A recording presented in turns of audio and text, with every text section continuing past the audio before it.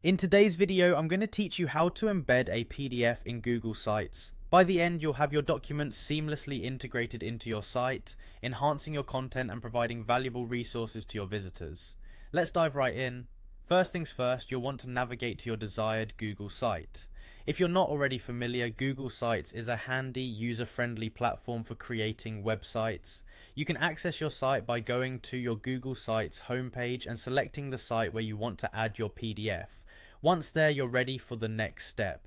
Next, keep your eyes peeled for the Google Drive icon. This is typically located on the right-hand side of your edit page, represented by a triangle made of three colourful sides.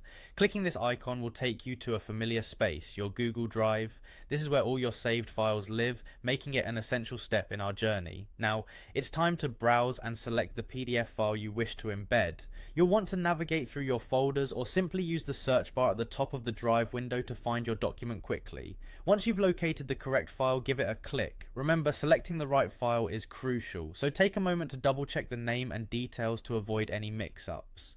With your PDF selected, look towards the bottom of your screen for the Insert button.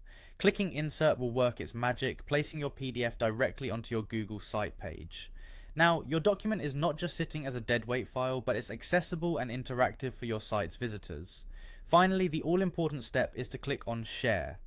Sharing settings are vital as they determine who can view your PDF.